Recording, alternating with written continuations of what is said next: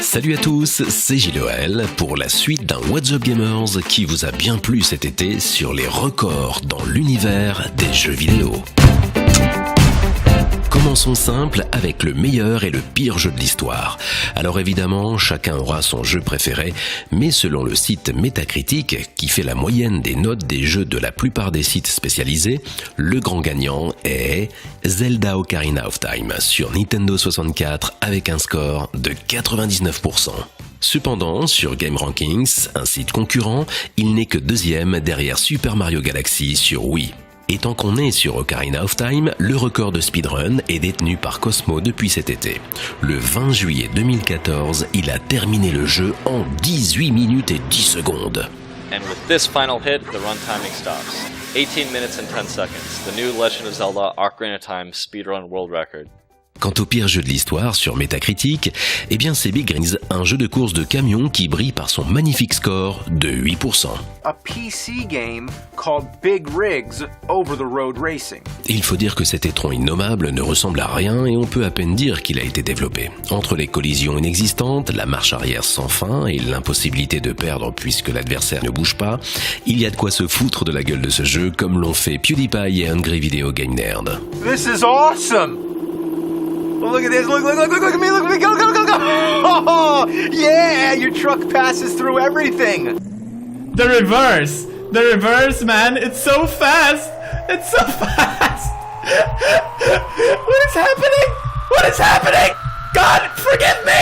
I'm sorry. It's just spinning. What happened? How did I win? Apparently, the other truck driver just decided to stop a little short. In other words, you can't lose. Voici un record assez amusant, celui du plus long titre de jeu vidéo. Ce jeu est japonais, comme vous vous en doutez probablement, et les jeux de combat au nom à rallonge comme Super Street Fighter 2 Turbo HD Remix peuvent aller se rhabiller. Voici le nom de ce jeu écrit en japonais. Et si ça vous amuse d'essayer de le dire, le voici écrit en lettres. 12 mots pour un total de 104 lettres. Je suis sûr que je pourrais finir le jeu avant que vous arriviez à le prononcer entièrement.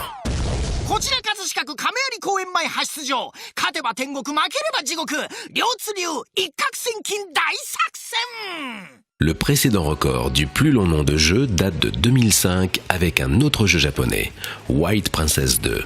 Enfin, ça, c'est la version courte du titre puisque la version longue faisait tout de même 91 lettres.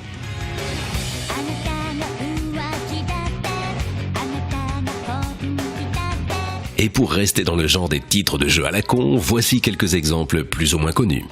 Ah, un jeu de saut en parachute.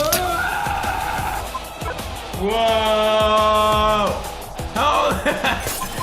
I don't know what to say, but it's just like so fucking cool. VVVVVV, un jeu de plateforme indépendant à l'ancienne. Et on inverse juste la gravité avec un seul bouton, hormis la croix directionnelle, on a un bouton et ça sert donc à faire une espèce de flip. Piu piu piu piu piu piu piu piu piu, un shoot'em up qui n'a rien à voir avec PewDiePie. Il faut faire des piu piu dans un micro pour tirer.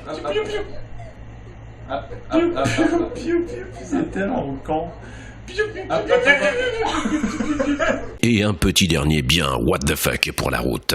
Même les pommes de terre ont des yeux. Celui-ci est un jeu d'aventure textuel de 1985 sur Apple II.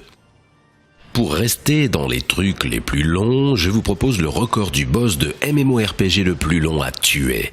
C'est dans Final Fantasy XI où le boss Absolute Virtue a été vaincu pour la première fois par une guilde qu'il a affrontée pendant près de 68 heures sans relâche en se relayant avec des équipes de jour et de nuit. Je crois qu'en fait tout le monde qui a connu ce boss à l'époque a été traumatisé. Mais pour vous donner une idée de sa puissance, même au niveau 99, il faut quand même faire attention à son attaque météore qui peut en faire plusieurs milliers de points de dégâts. Donc je vous laisse imaginer ce que c'était à l'époque. Évidemment, aujourd'hui il est beaucoup moins loin à battre quand on connaît les techniques et quand on a un niveau très élevé. Mais imaginez l'exploit pour eux après un combat de près de 3 jours. Alors voilà, pas grand chose de plus à vous dire sur lui. Alors ce boss là restera toujours un boss mythique, même si ça fait un peu mal de le voir tomber comme ça. Je vous présente maintenant la plus grande borne d'arcade du monde. Elle mesure 4,14 m de haut, 1,72 m de large et 2,85 m de profondeur. Elle a été créée en 2007 par l'équipe de J4TV, une chaîne de télé américaine sur les jeux vidéo, dans leur émission Attack of the Show. this thing is... Drop my quarter. I'll tell you, this is incredible. You couldn't reach This is incredible. When you see the whole machine... Mais en avril 2013, à Sao Paulo, des artistes numériques ont réalisé une borne d'arcade géante sur tout un immeuble. Cette œuvre nommée Play utilise toute la façade du centre culturel de Sao Paulo comme un écran géant de 3000 m², et il suffit d'un iPad pour pouvoir y jouer à des classiques du rétro gaming comme Pac-Man, Tetris ou Space Invaders. As well as encouraging people to take a moment from their busy lives to enjoy themselves in the city centre. Et maintenant, voici l'édition collector la plus chère au monde lors de sa sortie. L'édition collector suprême d'Assassin's Creed 3, distribuée uniquement au Japon, incluait une statue taille réelle de Connor de 2 mètres et 88 kilos.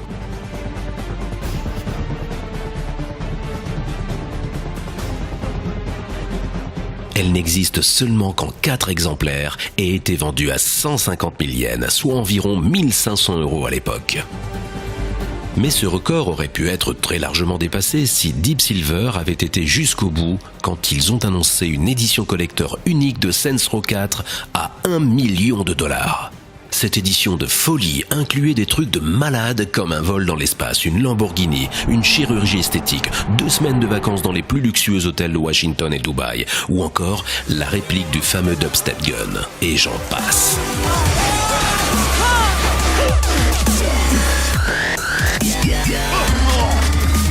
Enfin bref, du grand délire quoi. Changeons de registre avec le record du plus long marathon sur un jeu vidéo. En novembre 2012, l'Australien Okan Kaya a joué non-stop sur Black Ops 2 pendant 135 heures, 15 minutes et 10 secondes. Il a ainsi largement battu le précédent record de 120 heures d'un duo de Canadiens sur le jeu Resistance. Au bout de ces 5 jours et demi intenses, il a même atteint le 36e rang mondial. Toujours dans les FPS, l'Américain Jonathan Wendell, plus connu sous le pseudo de Fatality, détient le record du plus grand nombre de frags consécutives, avec 672 kills en 1 heure sur Quake 3. Gamer professionnel entre 1999 et 2006, ce pionnier de l'e-sport a remporté de nombreuses compétitions sur des jeux comme Quake 3, Painkiller, Doom 3 et Alien vs Predator 2. Un autre record dans le gaming pro avec Lil Poison. My name is Victor de Leon. Victor de Léon 3, alias Lil Poison, est devenu en 2004 le plus jeune gamer professionnel à l'âge de 6 ans. I'm the world's youngest professional gamer. Ce jeune prodige du jeu vidéo est presque né avec une manette dans les mains puisqu'il a commencé à jouer à l'âge de 2 ans et à 4 ans il participait à sa première compétition dans un tournoi de Halo à New York. He was addicted after that. L'univers du jeu vidéo est suffisamment vaste pour inspirer les plus grands délires et les records les plus fous. Je vous dis à la semaine prochaine pour un nouveau What's Up Gamers.